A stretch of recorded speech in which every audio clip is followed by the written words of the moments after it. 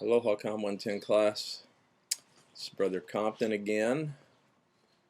My apologies for not getting this video up earlier. I've been sick the last few days and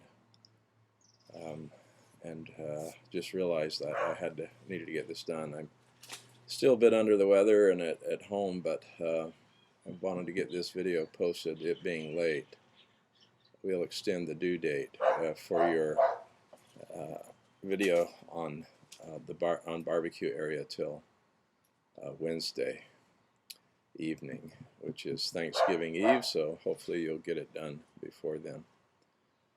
And sorry for the barking dog over at the neighbor's house, but I'm on the back lanai of our home here in Laie. Just a word about and the rooster. Sorry about that also. Just a word about barbecue area and the transition we're making, a very brief transition we're making in the course right now. As you have seen from the movie Crash, or from your own analysis of ethnocentrism, the nature of culture and intercultural communication, that is, the intersection of different cultural groups, tends to be one embedded in conflict. It's always conflicted because cultures are different from each other. And so there's different beliefs, different attitudes, different ways of making meaning, different ways of behaving and enacting the world that we're surrounded by, that we live in. That was certainly the case with culture. You remember the poem, I Am a Door, and how the conflict or the differences between two cultures for that Indian student are located within the individual. Anytime we move towards bilingualism or biculturalism, we do live in a more conflicted space. It is the long history of the world for us to live within these conflicts. The question is really one of, is it going to be, are the conflicts going to be constructive, or are they going to be destructive?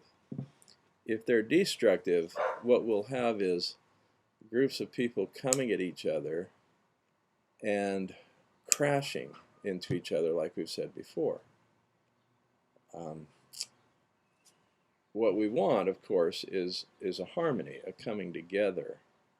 But given the nature of culture and the nature of humankind, what usually ends up happening is we get these crashes until one group, kind of submits, or one group submits to the force of the other, and one group takes the dominant position in this relationship. Now, from here, this group, as we know, may emphasize the importance of harmony and may ask the group that's been dominated to open up, and open up, that is, to their culture, to their way, and then they can unite, but they unite only within the context of the dominating cultural group.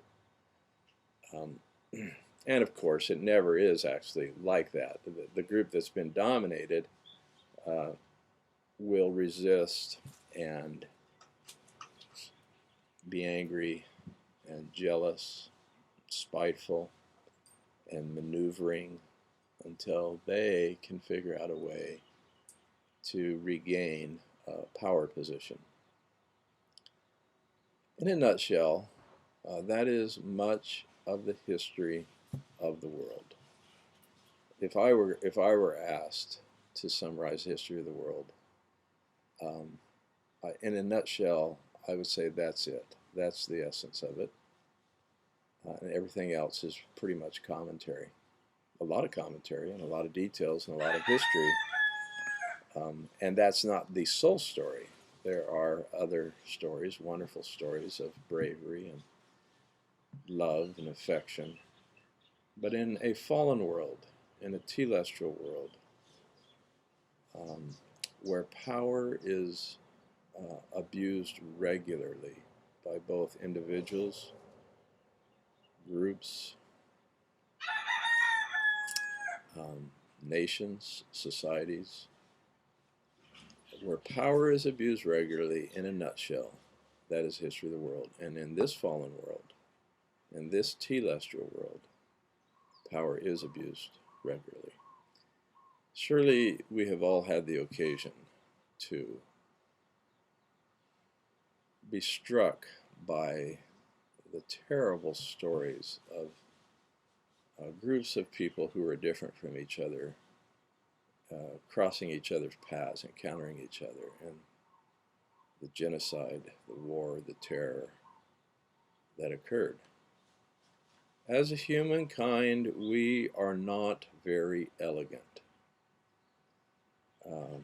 On the whole, we have never been very elegant in managing these situations and these cultural differences. It is a sad tale. Using President Hinckley's words once when visiting BYU Hawaii, he referred to the world and its history as a mean old world. And much of it is. And some of that involves us. We have to work through our own ethnocentrism. We have to come to grips with our lives and the position from which we make meaning, whether we are moving towards more or less ethnocentrism, our openness to others, and our ability to appreciate them. Boy, that rooster is much louder than it was before, I think. You remember the article you read on the power of hidden differences by Hall, Edward Hall. He did a lot of things in that article, but right towards the end of that article, he drew our attention to the power of hidden differences. And we've talked a little bit about that, but I want to draw our attention back to it for just a moment. One of the things when we think of things that are hidden away from us, that have power over us, there was a theorist in psychology named Freud, and probably his one lasting contribution. There's been a lot of critique and criticism of Freud, and appropriately so. But one of the things he drew our attention to that I think is lasting is the way in which we can experience trauma, and that trauma, years and years and many years later, can have influence over our emotions in a negative way. If we don't deal with the emotional trauma at the time of its occurrence, if we don't heal from it, the general idea is that it becomes part of us, but not so much a conscious part of us. It's not something that we think about, and we may, the idea is kind of a repression, and exactly how that works is arguable, or how repressed, but we can experience, for example, a childhood trauma, and never having healed from it, but having mostly forgotten it, it can resurface in negative ways in our lives, in our 20s, 30s, 40s, 50s, whatever. And so it's kind of a hidden dimension to our experience. The emotions are hidden away. When we were a child, we didn't have the capacity to really deal with it or process it, perhaps. Children who have been sexually abused when they were very young can sometimes have these kinds of experiences. So when you want to help the person heal, what you do is when they're older, one form of help for them is to have them return to the origin of the trauma and confront it, see it, deal with it, process it, heal from it. But it involves taking something that is hidden and bringing it forward into the visible, into the conscious, as if though to take it and make it an object that one can look at and analyze and deal with, have it rather than be had by it. I suppose we all are like that in some ways. Certainly when we start to think about culture, we can be like that.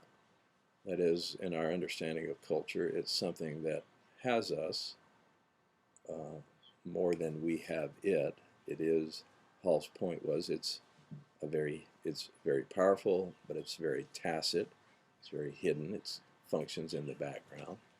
And as long as it does that, and we are subject to it in that way, our capacity to deal with the conflicts inherent to intercultural communication will be lessened.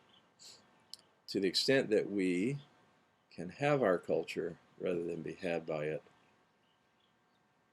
we reposition ourselves in relationship to our own culture, and simultaneously in relationship to other people's cultures. And that opens avenues where we can coordinate with other people, where when this is the inclination, we can kind of step away and say, look back at our culture and look even differently at the other person's culture, and that looking at has a way of creating an openness to one another.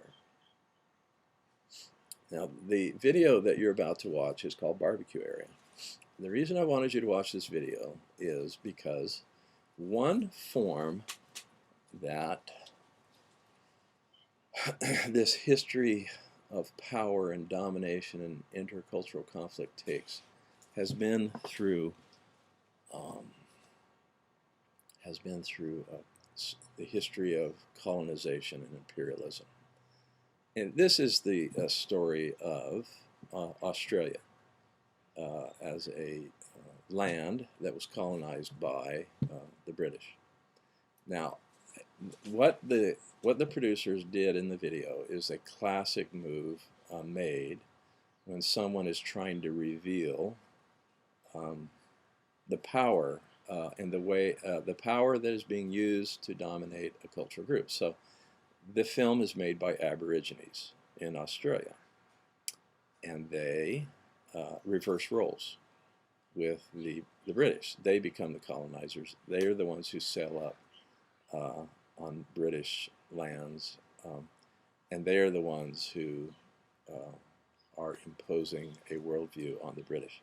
And it's a way of saying to the British, look and see the world from our point of view and what it feels like to be colonized. So it's an interesting video. It's always interesting to see how people respond to it. But I want you to watch it closely. Think about it carefully. Think carefully about the strategies that are used in the video. And think about the world at large in your history classes, when you read the newspaper, when you look at conflicts around the world, and even think about your own life. Think about situations in your interpersonal relationships, family, groups, community, where power is being used in a way to dominate rather than to orchestrate a coordination of people who are very different from each other.